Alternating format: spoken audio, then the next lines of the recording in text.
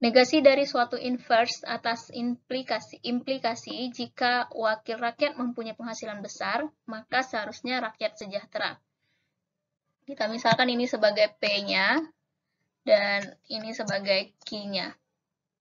Kita perlu tahu dulu apa itu inverse, apa itu implikasi, dan apa itu negasi. Nah, kalau implikasi jelas ya, yang ditandai oleh tanda panah yang seperti ini, P maka Q. Nah, itu bentuk implikasi yang ini nih. Pernyataan ini merupakan bentuk implikasi. Nah, kemudian apa yang dimaksud dengan inverse? Inverse itu seperti ini nih. Jika P maka Q, jika ada P maka Q, maka inverse-nya adalah negasi P maka negasi Q. Nah, itu yang dinamakan dengan inverse. Bagaimana dengan negasi? Kalau negasi itu seperti ini, teman-teman. Jadi, negasi dari P maka Q, yaitu ekuivalen dengan P iris atau P dan negasi Q. Nah, seperti itu bentuknya. Jadi, untuk soal yang ini, negasi dari suatu inverse atas implikasi. Implikasinya kan ini nih, P maka Q. Nah, implikasinya itu diinverskan. Berarti jadinya ini, negasi P maka negasi Q. Kemudian, yang negasi P maka negasi Q ini, kita negasikan lagi. Jadi, memakai aturan yang ketiga ini. Jadi, negasi dari negasi P maka negasi Q, yaitu ekuivalen dengan, tadi bentuknya adalah negasi dari P maka Q, jadinya adalah P iris negasi Q. Jadi, ini akan ekuivalen dengan yang kita punya ini adalah negasi P iris atau dan. Kalau yang Q-nya menjadi negasi Q, kalau negasi Q tentunya, ini ada negasinya, akan menjadi Q saja. Nah, seperti itu. Jadi, untuk jawaban soal ini adalah yang ini nih, negasi P dan Q. Kita lihat apa jawabannya, atau yang mana yang jawabannya. Karena P tadi adalah jika wakil rakyat mempunyai penghasilan besar, maka negasinya adalah wakil rakyat mempunyai penghasilan kecil. Ini ya, penghasilan kecil. Ini dan.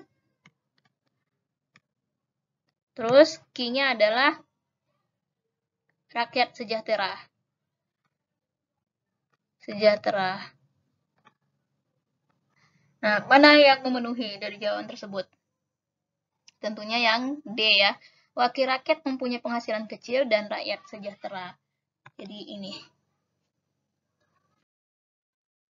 Bentuk inverse dari pernyataan, jika kamu memilih laki-laki yang tampan, maka aku mundur. Adalah, nah ini kita misalkan sebagai P dan ini sebagai Q-nya. Tadi kita sudah menyebutkan bahwa inverse dari P maka Q itu, inverse-nya adalah seperti ini, negasi P maka negasi Q. Sehingga, jika P-nya adalah memilih laki-laki yang tampan, negasi dari tampan berarti jelek ya. Ini negasi P, ini jelek. Kemudian negasi Q. Kalau mundur berarti maju. Nah, seperti itu. Maju. Jadi, pernyataan yang benar dari bentuk yang ini, inverse-nya adalah jika kamu memilih laki-laki yang jelek, maka aku maju. Jadi, jawabannya adalah yang B.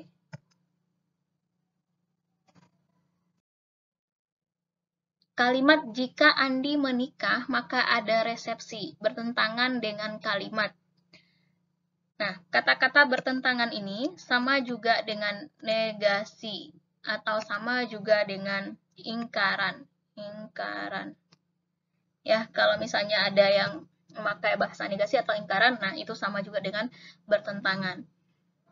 Konsep dari negasi tadi kita sudah pelajari bahwa jika P maka Q dinegasikan, ini akan menjadi negasi, bukan negasi, akan menjadi P dan negasi Q. Seperti itu tadi ya bentuknya. Nah, jadi kita sudah bisa membuat kesimpulan dari pernyataan yang ini. Jika Andi menikah, maka ada resepsi. Jadi negasinya adalah Andi menikah, ini menikah, dan kemudian negasi Q, tidak ada resepsi. Tidak ada resepsi ya. Jadi jawabannya adalah yang D. Pernyataan jika bekerja keras maka akan sukses memiliki nilai kebenaran yang sama dengan pernyataan. Nah, baik teman-teman. Kita perhatikan di sini bahwa ini merupakan bentuk implikasi. P maka Q. Nah, ini P-nya dan maka Q. Ini Q-nya. Kemudian, P maka Q ini memiliki nilai kebenaran yang sama dengan negasi P atau Q. Nah, coba kita buktikan ya. Kita buat dulu tabel kebenarannya.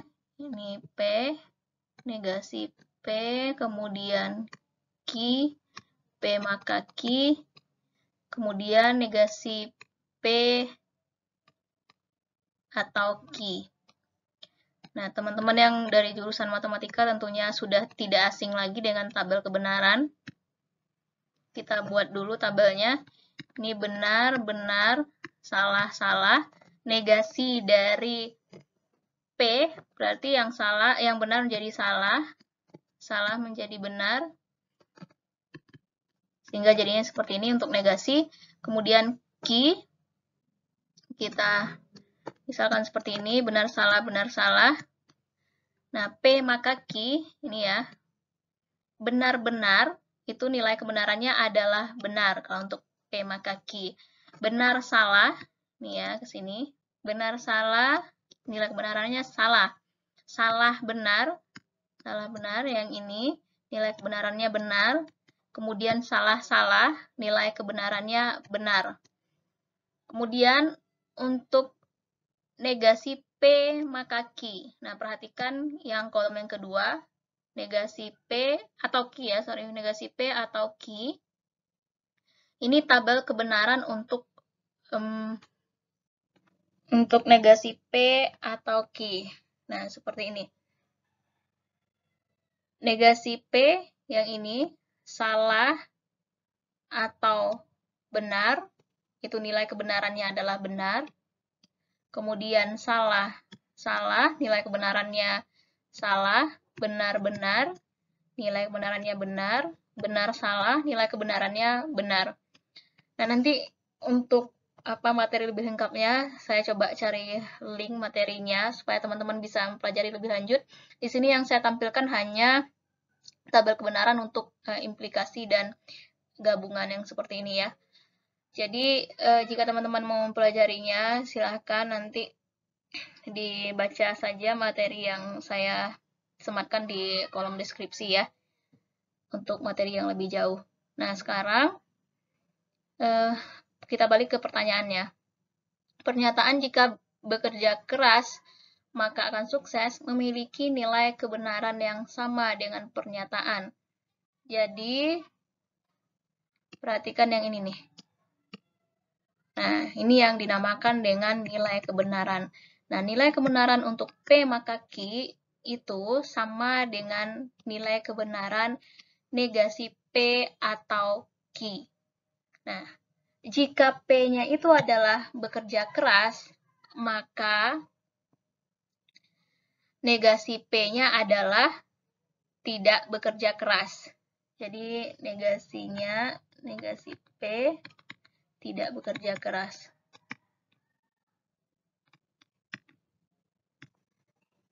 Atau, ini ya, ini tanda atau key. Key-nya tetap berarti key-nya sama dengan akan sukses. Jadi penghubungnya P atau key. Jadi nilai yang memiliki nilai kebenaran yang sama atau pernyataan yang memiliki nilai kebenaran yang sama dengan P maka key adalah negasi P atau key, yaitu yang E. Untuk menyelesaikan suatu pekerjaan, Budi dapat menyelesaikan dalam kurun waktu 12 hari. Denny dapat menyelesaikan dalam kurun waktu 15 hari. Budi 12, Denny 15, sedangkan Iwan dapat menyelesaikan dalam kurun waktu 16 hari. Mula-mula, Budi dan Denny bekerja sama selama 5 hari. Kemudian sisanya diselesaikan seorang diri oleh Iwan. Waktu yang diperlukan Iwan untuk menyelesaikan pekerjaan tersebut adalah, kita cari terlebih dahulu jumlah hari Budi dan Denny bekerja sama. Jumlah hari Budi dan Denny bekerja.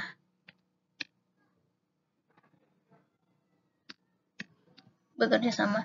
Maaf ya, ini tulisannya tidak bagus. Nah, jumlah hari Budi dan Denny bekerja sama seperti biasa. T total Budi dan Denny itu sama dengan 1/B atau 1 per berapa hari yang bisa dikerjakan oleh Budi, kemudian ditambah dengan 1 per hari yang bisa dikerjakan oleh Denny. Jadi sama dengan, ini kita samakan penyebutnya, 60 bagi 12, 5. 5 kali 1, 5, tambah 60 bagi 15, 4. 4 kali 1, 4. 9 per 60. Waktu mereka berdua untuk bekerja sama dengan 60 per 9. Nah, mereka sudah bekerja selama 5 hari. Jadi sisa pekerjaannya sekarang,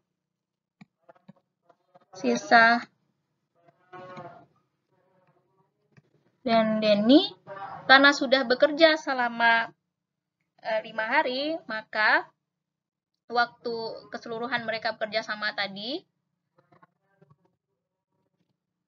60 per 9 kita kurang dengan 5 sama dengan 9, 60, 45 ya di sini.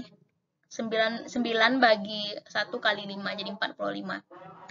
Sama dengan 60 dikurang 45, 15 per 9. Nah, ini sisa pekerjaan Budi dan Denny. Kita lihat lagi ke soalnya. Iwan dapat menyelesaikan dalam kurun waktu 16 hari. Jadi, Budi dan Denny tadi bekerja sama. Nah, ini waktu yang mereka butuhkan. Jadi, waktu Budi dan Denny ini setara dengan waktu yang diperlukan untuk Iwan bekerja sendiri. Nah, yaitu kalau Budi dan Denny tadi 60 per 9, kalau Iwan sendiri adalah 16 hari. Kemudian, sisa pekerjaannya adalah 15 per 9. Sisa pekerjaan sisa Denny dan Budi itu sama dengan atau setara dengan T sisa yang harus dikerjakan Iwan. Ya kan? Nah, T sisa Budi dan Denny tadi 15 per 9. Nah, ini yang ditanya nih. Kita misalkan sebagai X. Jadi, ini jadinya merupakan perbandingan senilai ya, teman-teman. Tinggal kita cari aja perbandingannya. 60 per 9 banding 15 per 9 sama dengan 16 dibagi dengan X. Ini 9-nya bisa habis, maka X sama dengan, kali silang aja, 15 kali 16 bagi 60. Sama-sama bagi 15, sisanya 4 di sini. Hasilnya 4, sorry. 16 bagi 4 sama dengan 4. Jadi jawabannya adalah yang C. Jumlah dua buah bilangan adalah 60. Jika bilangan yang lebih besar dibagi dengan bilangan yang lebih kecil, maka hasilnya 3 dan sisanya adalah 4. Berapa selisih kedua bilangan tersebut? Kita misalkan kedua bilangan tersebut adalah A dan B. Maka A tambah B sama dengan 60. Jika bilangan yang lebih besar dibagi dengan bilangan yang lebih kecil, kita misalkan saja A ini bilangan yang besar dan B yang kecil, maka hasilnya adalah 3 dan sisanya 4. Jadi kira-kira seperti ini bentuknya nih. Bilangan yang besar dibagi dengan bilangan yang kecil, hasilnya 3, sisanya 4. Nah, kemudian tentunya penyebutnya masih tetap sama, yaitu B. Ini bentuk pecahan campuran ya. Seperti itu. Sama seperti ini nih. 3 bagi 2 misalnya. 3 bagi 2 kan 1. Sisa berapa? 1. Nah, jadi penyebutnya tetap 2. Seperti itu ya, teman-teman, bisa dipahami ya. Nah, jadi di sini ada A tambah B sama dengan 60. Kita bisa ubah bentuk A-nya dalam bentuk B. Jadi A sama dengan 60 dikurang B. Ganti aja A-nya dengan 60 dikurang B, 60 dikurang B, kemudian nih tetap B. Kita jadikan pecahan biasa. 3 kali B atau B kali 3, 3B ditambah 4 per B. Nah, B-nya kan bisa habis nih. Jadi, sisanya sekarang adalah 60 dikurang B sama dengan 3B ditambah 4. Pindah ruaskan, jadinya negatif 4B sama dengan 4 dikurang 60 sama dengan 56. Maka B negatif 56 ya. B sama dengan negatif 56 dibagi dengan 4 sama dengan 14. Nah, B sudah dapat, yaitu sama dengan 14. Maka kita bisa cari nilai A-nya. Jadi, A sama dengan 60 dikurang B. Dari sini ya. 60 dikurang 14. Sama dengan 46.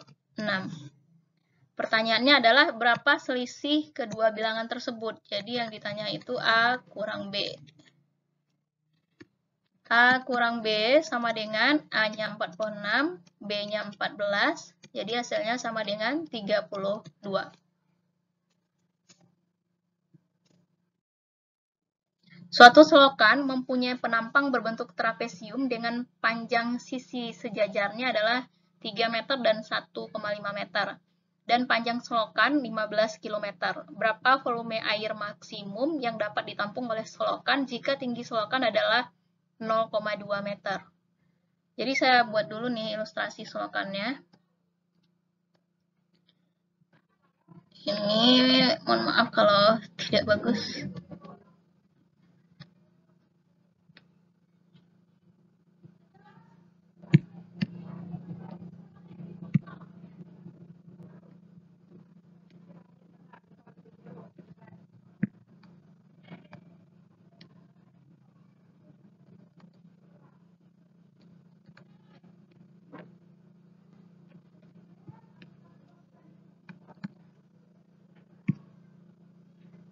Nah, ini bentuk penampangnya, sebelah sini nih. Yang berbentuk trapesium. Tentunya bentuk penampang sebelah kiri sama sebelah kanan sama. Nah, panjang posisi sejajar dari penampang tersebut, yaitu, saya bawa ke sini aja trapesiumnya ya, supaya lebih mudah dipahami. Di sini 3 meter, di sini 1,5 meter nih. Kemudian,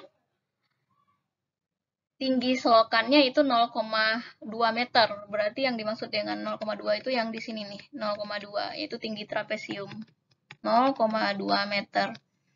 Kemudian, berapa volume air maksimum yang dapat ditampung oleh selokan tersebut jika panjang selokannya adalah 15 km. Jadi yang 15 km itu yang ini teman-teman, dari sini sampai sini. Nah, panjang selokan 15 km. Yang 3 itu yang ini, di sini 1,5 meter. Jadi, kalau untuk mencari volume berarti kan luas alas dikali dengan tinggi. Nah, sekarang luas alasnya kan berbentuk trapesium ini ya. Kemudian tingginya atau lebar yang selokan ini, atau di sini adalah panjang selokannya. Panjang selokan bukan lebarnya. Itu 15 km. Nah, itu yang akan kita cari. Volumenya tadi ya. Luas alasnya dikali dengan 15. Jadi, volumenya sama dengan luas alas dikali dengan tinggi. Nah, itu rumus umum dari volume. Luas alasnya sekarang adalah sebuah trapesium nih. Trapesium itu rumusnya adalah jumlah dua sisi sejajar. Jadi, dua sisi sejajarnya adalah 3 meter dengan 1,5 dibagi 2 dikali dengan tingginya, tinggi trapesium nih. Tinggi trapesium itu adalah 0,2 dikali dengan tinggi dari bangun ruang tersebut. Nah, kalau di sini bangun ruangnya adalah selokan, dan tinggi dari selokan itu merupakan panjang di sini kalau di soal ini. Panjang selokannya. Nah, ini sama dengan 15 km. Nah, 15 km karena satuannya tadi semuanya 5 meter dalam bentuk meter, kecuali yang panjang selokannya, maka panjang selokan ini harus kita ganti dalam bentuk meter juga. Kilometer ke meter tinggal kali 1000 aja, berarti di sini sama dengan 15.000 meter. Ini 15.000 meter. Ini satuannya dalam meter semua ya teman-teman. Nah, jadi 4,5, nah ini jadi 0,1 kali 0,1 dikali dengan 15.000. Sama dengan 0,45 dikali 15.000. Sama dengan 6.750 meter persegi. Jadi jawabannya adalah meter kubik, ini dalam bentuk meter kubik karena ini volume. Kenapa meter kubik? Coba lihat ya, ini ada meter di sini. Ini 0,1 juga dalam bentuk meter. Jadi meter kali meter kali meter kan meter pangkat 3. Nih, meter pangkat 3. Jadi jawabannya adalah yang A. Oke teman-teman, demikianlah pembahasan soal pada kali ini. Mudah-mudahan bermanfaat untuk teman-teman semua dan untuk saya juga. Terima kasih. Assalamualaikum warahmatullahi wabarakatuh.